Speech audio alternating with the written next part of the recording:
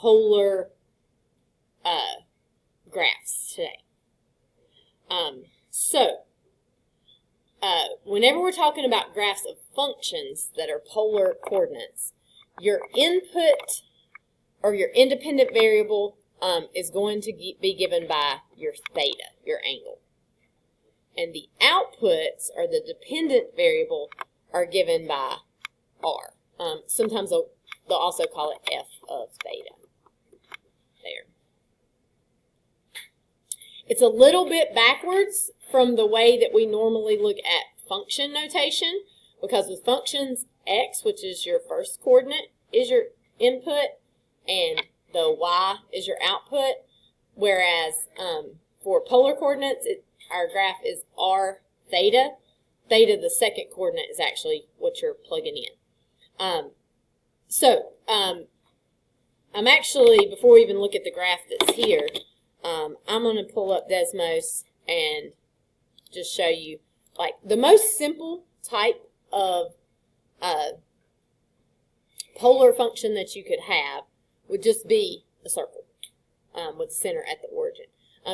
Desmos will not graph polar coordinates without you kind of like defining them as rectangular coordinates, but Desmos will graph a polar function. So if I do r equals 2, see how it gives me a circle with a radius of 2. I can change my background to the polar background over here by clicking on that wrench, and I can see the radius is always 2. This should make sense, right? Like, that is a circle where the radius is always 2. Doesn't matter what the angle is, the radius is always 2 for that. And of course, if you change that to a 5, now you've got a circle with a radius of 5, right? I wonder if we'll graph this. Okay, it will not graph like anything defined as theta. What would it look like, though, if I graphed theta equals pi over 4?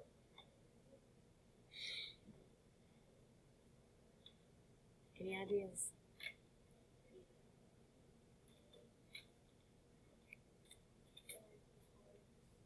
It's going to be y equals x. It's just going to be like a line, because this is where you've got pi over 4 is your angle, right? Or you could have a negative radius, it'll give you this side, right? It's just going to graph a line that goes through that part of the graph there. So lines are just going to be theta equals something, and circles are going to be r equals something. All of that, of course, centered at the origin. But you can do all kinds of crazy graphs. So let's consider the one that they give us here. R, it says r equals f of theta, and I'm pretty sure Desmos, if you type in f of theta, Desmos, oh, I don't have an equal sign, that's why. Desmos is going to graph the wavy graph. Desmos does not do polar coordinates if it says f of theta. But if you go change this to an r, it'll graph it in polar coordinates. So we might want to make ourselves a note of that, to graph polar functions in Desmos.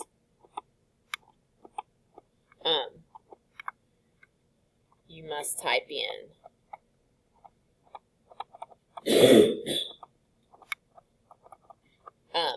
r equals instead of f of theta equals. So if you want to see what a graph looks like graphed on the polar coordinates, you must put it in like this. Now, see how it says like 0 less than or equal to theta less than or equal to. It said 2 pi. I'm going to put a right there and add a slider because I want you guys to see this. so like right now I've got nothing, right? So what's happening with polar coordinates is like I'm plugging a number into this. So let me just like think about pi over 6.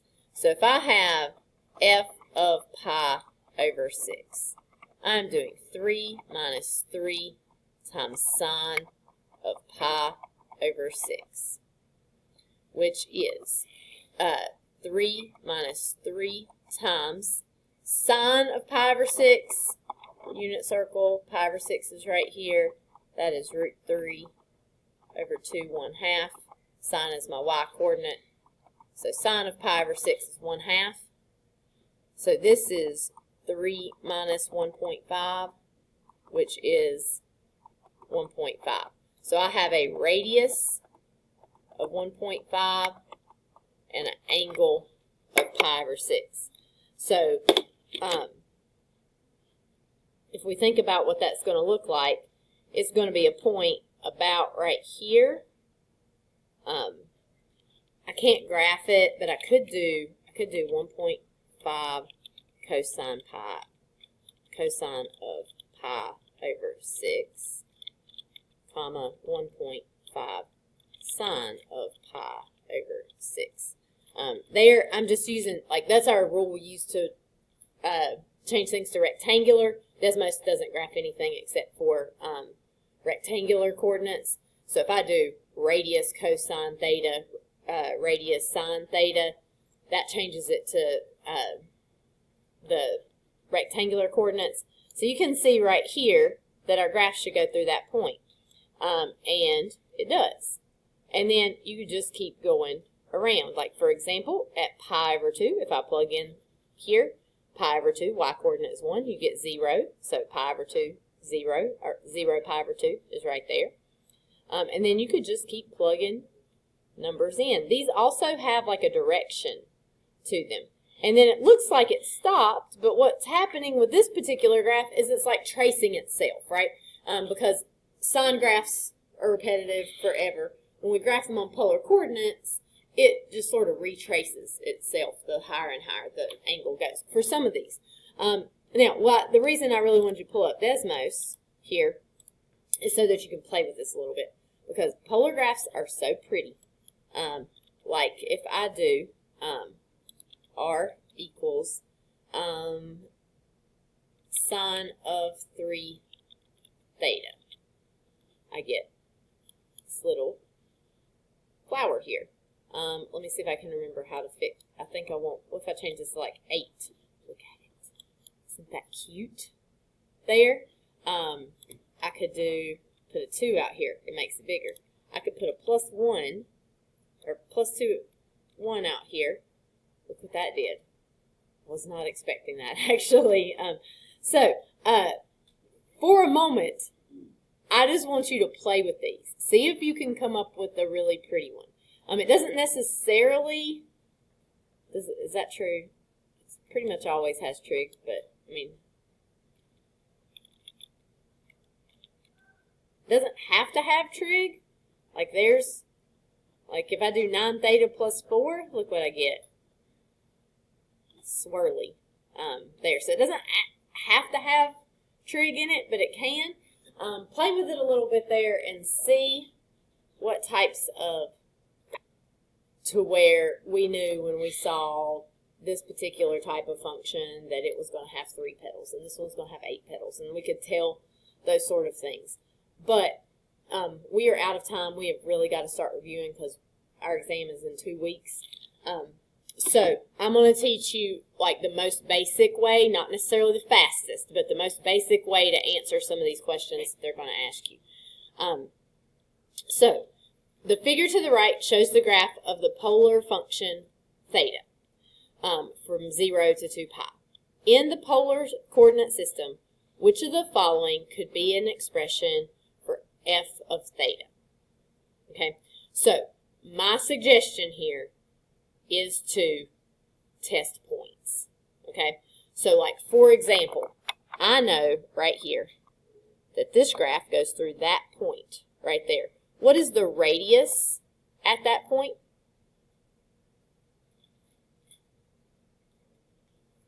it goes out to 3. And what is the angle at that point? Pi over 6. So that means if I plug in pi over 6, I should get 3 as my radius. So if I do answer choice A, which is 3 sine of 3 times pi over 6. 3 times pi over 6 is 3 pi over 6, which reduces to pi over 2.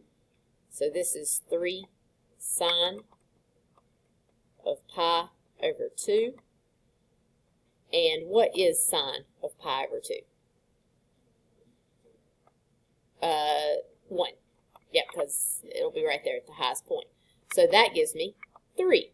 So did that work for that point? It did, right? Would it work for any of these others? If I try B, 3 cosine of, I'm going to have 3 pi over 6, just like on the last, which is pi over 2.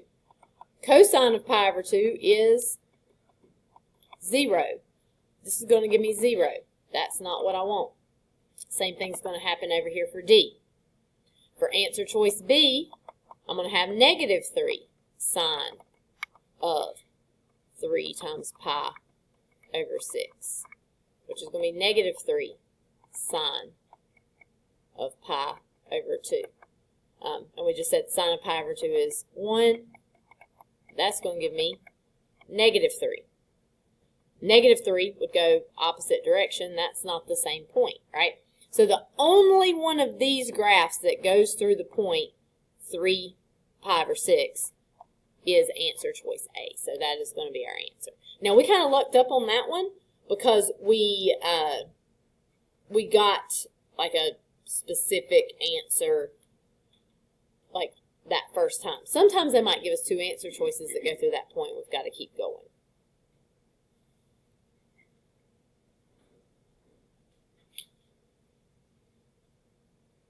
Does that make sense? You're just like, you're finding a point on the graph, you're plugging it into each one to see if it's on that graph. So like if we look at example 2,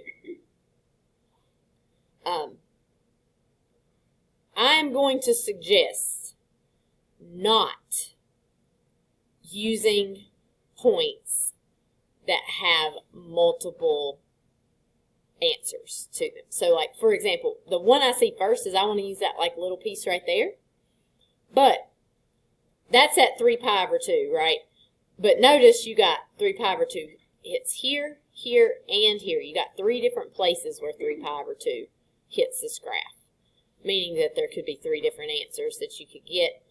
We might eventually need to use it, but my suggestion would be maybe this point right here or the one across over here. So that point has a radius of 4 and an angle of 11 pi over 6. And so I'm going to plug in 11 pi over 6 and see if I get 4 for that.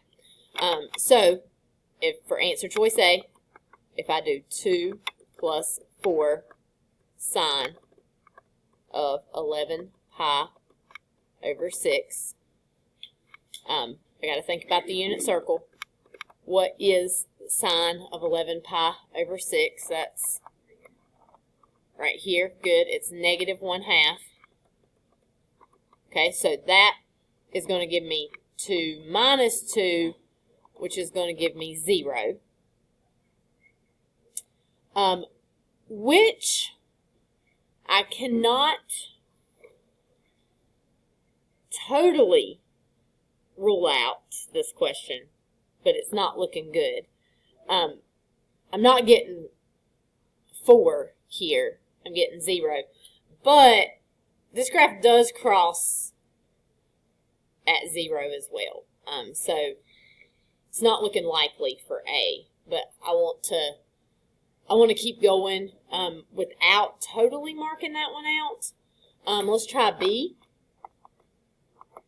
I've got 2 minus 4 sine of 11 pi over 6. And like we just said, sine of 11 pi over 6 is negative 1/2.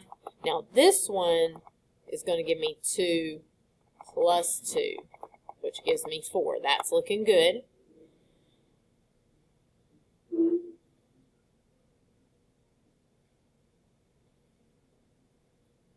If I go to C, I would be doing 2 plus 4 cosine of 11 pi over 6. And cosine of 11 pi over 6 is square root of 3 over 2. Is that going to give me 4 when I add that together? I'm not, it's going to be like 2 plus 2 root 3. It's not 4, right? So this one I can rule out because it's giving me an answer that's not on the graph. And we're going to see a similar thing happen with D, because here for D we'll have 2 minus 4 cosine of 11 pi over 6 right here. And for this, we're going to get root 3 over 2 again, which is not 4, so that one is out. On the exam, I would feel comfortable enough to go ahead and say B on this one here. If you are unsure, you can check other points. You don't have a lot of great points to check on this because you don't hit grid lines perfectly here, but I would just go ahead with B here.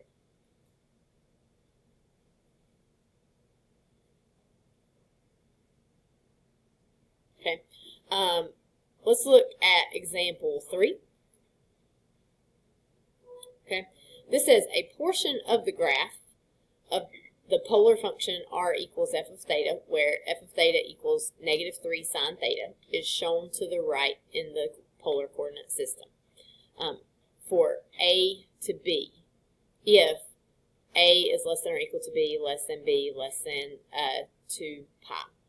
Which of the following could be the values from A to B? So, in this case, like whenever we graph, in fact, I'm going to pull up Desmos so we can see it. We got negative 3 sine theta. This is not a calculator active problem, but I think it's helpful to see what we're looking at. So if I graph r equals negative 3 sine theta and I zoom in, it is a circle that's below the x-axis here. So it's not just a very simple r equals circle. It is below the x-axis. So notice down here, this automatically went from 0 to pi. I'm not sure what Desmos does to do that. But if I make this 0 to pi over 2, it gives me the left side of the circle. If I make this from pi over 2 to pi, lost it here. Pi over 2 pi, oh, it gives me the right side of the circle. That must be the answer, right? But this is not going to be on the calculator active section. What I would suggest for this is find, like, it takes a little while. It's kind of hateful. But I would start with the smallest sections. So, like where this one goes from 0 to pi over 2, and this one goes from pi over 2 to pi, I would check one of these first. 0 to pi includes both A and B. It puts those two together, right? So I would not check it yet. I would start with the shortest, smallest sections. Okay. So if I start with A, I'm going to do negative 3 sine of 0. Okay, so plug in 0. See what you get. Whenever you plug in 0, sine of 0 is 0. So you get negative 3 times 0. So you get 0.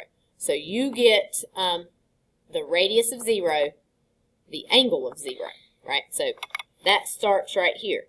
Now, that means it could be the answer because it's an endpoint of one of your sides. And then I'm going to try pi over 2. So I got negative 3 sine of pi over 2, which is negative 3 sine of pi over 2 on that unit circle is 1. So that gives me negative 3. So I've got negative 3 pi over 2. If I graph that point, pi over 2 is here, but you have a radius of negative 3, so you go away from pi over 2, which lands you right here.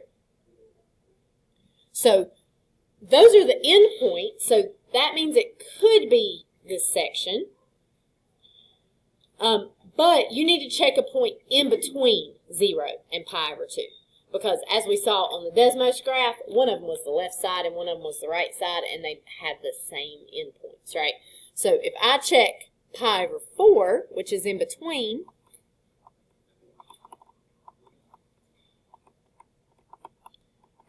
that is negative 3 times sine of pi over 4 is square root of 2 over 2. And that is going to be negative 3 root 2 over 2. Okay, so I don't know what negative 3 root 2 over 2 is.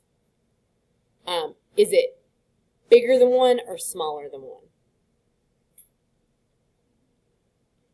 It's bigger because 3 times the square root of 2 is bigger than 1, right? So 3 times square root of 2 is going to be a number bigger than 2. So we're talking about like negative, I don't know, something bigger than negative 1. So I've got pi over 4 here, and then I've got a negative radius, which is going to land me somewhere over here, right? I don't know where exactly, but it's definitely going to be in that third quadrant. Is our answer in the third, is our graph in that third quadrant? It is not. Answer choice A is out. And since A is out, what else can I throw out? I can also throw out C because C includes A, right? So C can't be the answer because I've already thrown out A, and C includes parts of A. So that takes out a couple. That's why I say start with the smaller increments, because if you rule them out, you can also throw out the bigger increments that include those. So let's think about B. I already found pi over 2, right? Negative 3 sine of pi over 2 gave me negative 3, which was the coordinates negative 3 pi over 2, which was, I should be using a different color for this. That was this point right here. If I do negative 3 sine of pi, then I will have negative 3. Sine of pi is 0, right? And that will give me 0. So I've got the point 0 pi. And anytime your radius is 0, it's just the origin, the pole right there. On Friday, I think I said that the pole, like the origin 0, 0 is called the pole, and that is true, but I kind of led you to believe that you can't call it the origin, and that is false. They still call it the origin sometimes, but it can also be called the pole. There. So, so these are the right endpoints, so that's a good place to start. That's promising. I need to pick a point between pi over 2 and pi. I would pick 3 pi over 4. So if I do negative 3 sine of 3 pi over 4, right? 3 pi over 4 is here. On the unit circle, sine is the y-coordinate. It is positive, so it's going to be square root of 2 over 2. And so I get negative 3 root 2 over 2. Again, I'm getting the same thing, negative 3 root 2 over 2. I don't know exactly what it is, but what I need to see is, could it be this point, right? So I've got the angle of 3 pi over 4, which falls here, right? It's here. I'm going to take that line there all the way across. I didn't do a very good job of that, though. Let me try that again. So all the way across is here. And so since I have a negative radius, that means I've got to go in the opposite direction. Do we think negative 3 root 2 over 2 could possibly be that point? I think that's feasible, right? It's like a little more than 2. Seems feasible to me. So that seems like a good option there. And it includes my endpoint, so I'm going to go with B. If you wanted to check from pi to 2 pi to see if like that's going to work, you could. But with this being the endpoints and a point in between, that's sort of what you're looking for there. Okay, so that's the piece of the graph that we are being given there.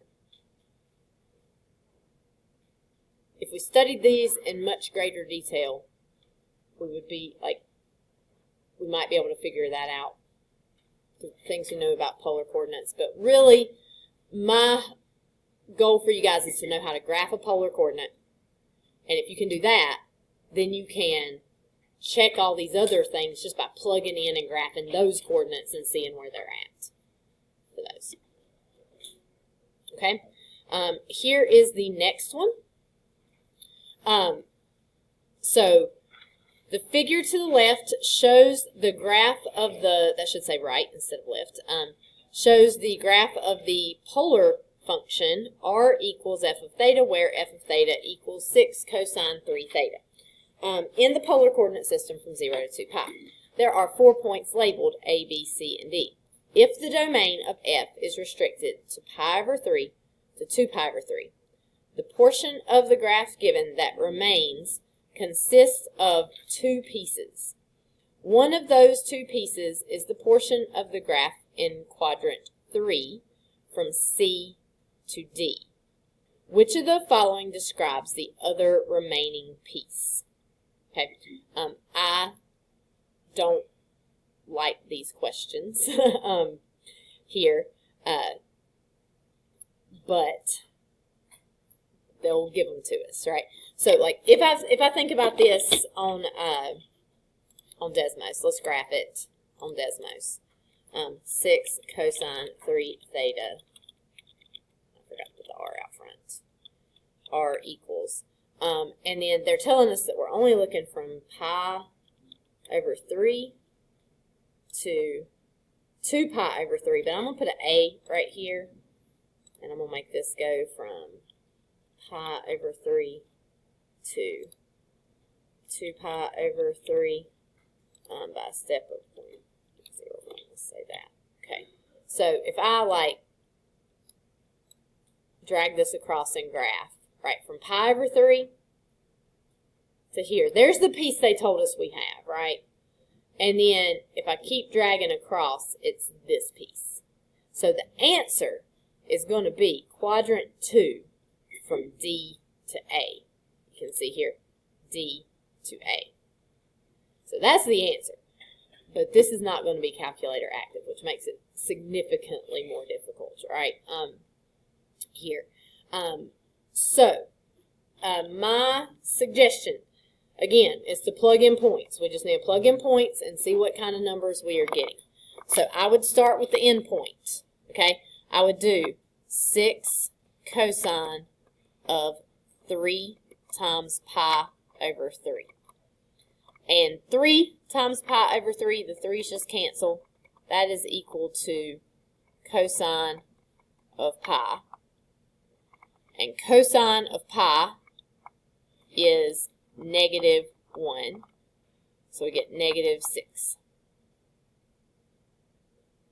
Okay, so that means the point there is negative 6 pi over 3. So pi over 3 is right here, but we don't want to go to pi over 3. We want to go in the opposite direction, which would land us right here. Right? Well, they already told us that part of the graph that remains consists of 2 pieces, one of which is in quadrant 3 from C to D. Right? So we really don't know whether it's this piece or this piece without graphing more points, but it's not terribly important. And they're telling us there's one more piece. So what I would do is I would pick, I would plug in 2 pi over 3, right? So if I've got 6 cosine of 3 times 2 pi over 3, just like in the last problem, the 3's cancel.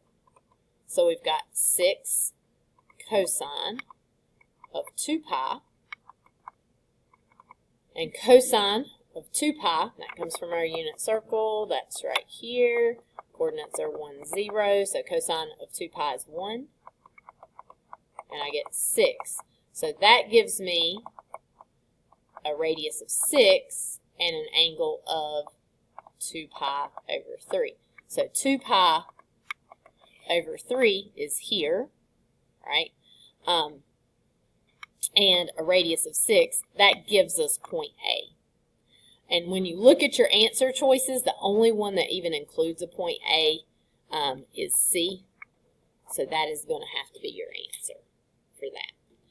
If you do this and you're getting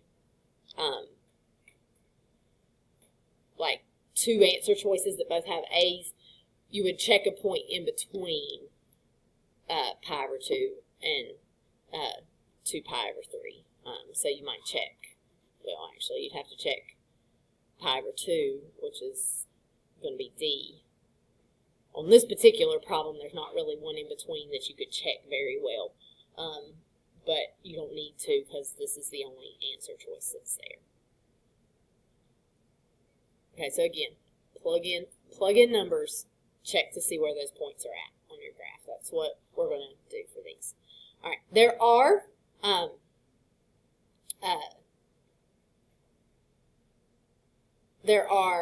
2 more types of things we have to be able to do. We have to tell if a polar coordinate is moving towards the origin or away from the origin.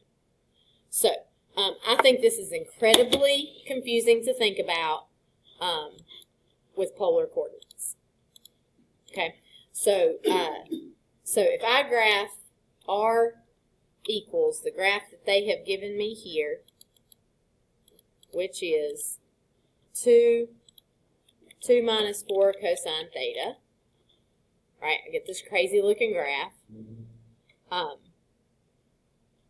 here. I'm going to change that like upper limit right there to an A so that I can slide it around and see like what's happening, right? That's what the graph does as you change those values.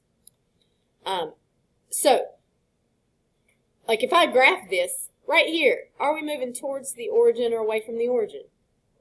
Towards, right? Then I move away, away, away, away. Oh, here I come back towards the origin. Then I'm going away again. Then I'm going towards, right? So, like if you had this option, you could play with it and kind of see. But you may not have that option. The best thing to do here is to abandon polar coordinates altogether. Go back to rectangular. Instead of graphing this, graph f of x equals 2 minus 4 cosine x. Okay? And ask yourself, at this point, is my graph moving towards the x-axis or away from the x-axis? Okay? Because these two functions are parallel. So, I can change this where now I can just click on my points right there. That's what I'll do. There, it'll give me those coordinates, right? Here's pi over 3. See that? There's 5 pi over 3. So, if my graph is moving towards the origin, then my rectangular graph moves towards the x-axis. If I'm going away from the x-axis, then my graph is going away from the origin. So, which is true about the distance between the point with polar coordinates and the origin. So the distance is increasing. That means away from, right? and distance is decreasing, that means towards. So from pi, which is here, right? So let me get rid of this. From pi to 5 pi over 3, are we moving towards the origin or away from the origin? Towards, because you're going towards the x-axis. So the distance is not increasing. It should be decreasing, right? So the distance is decreasing from pi to 5 pi over 3 because f of theta is positive and decreasing. Just answer about this graph, right? Is this graph positive? Positive means above the x-axis. Is this above the x-axis on the interval? Yes. Is that graph decreasing on that interval? Yes. So C is going to be our answer. Yes. If it's asking about like distances increasing or decreasing, yes. For that. Now, they could give, like some polar coordinates don't correlate to graphs we know anything about. So that could be more confusing. I think what you'll see will be ones that we know. Okay, so down here for this note, it is helpful to consider the rectangular function 2 minus 4 cosine x if the rectangular point is moving towards the x-axis. Then the corresponding polar coordinate is moving towards the origin there. So I have got to go see Coach average rate of change. So you may get a question that asks you about average rate of change of a polar function. The wonderful news is it's pretty much the same as finding average rate of change for anything else. So if you are asked to give the average rate of change over the interval from pi over 2 to pi, all you have to do is find the points and do slope formula, right? That's what we do with any function. So we would do f of pi over 2, which would be 3 minus 3 cosine of pi over 2. And so cosine of pi over 2, cosine is at the top, it's your x-coordinate, so that's 0. So you get 3. So that means the radius is 3, the angle is pi over 2.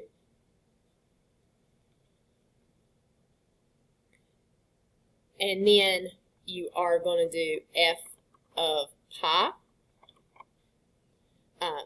which is going to be 3 minus 3 cosine of pi. And cosine of pi is -1. So that's going to be 3 plus 3, which will give us 6. So we've got the point 6 pi. Here is where you have to be careful with this, because polar coordinates are sort of backwards. Your input is the where the y coordinate usually is. That's your theta, right? Your radius is your output. So when you're doing average rate of change, it's your f of theta or your radius, right? F of theta is your radius on the top. So it's going to be 6 minus 3 over pi minus pi over 2, which will give you 3 over pi minus pi over 2 is pi over 2. And they don't like for you to leave answers like this, so dividing fractions is easy as pi. Flip the second and multiply, and you will get 6 over pi as your answer there. So it's almost the same, except for it's your change in radius over your change in theta.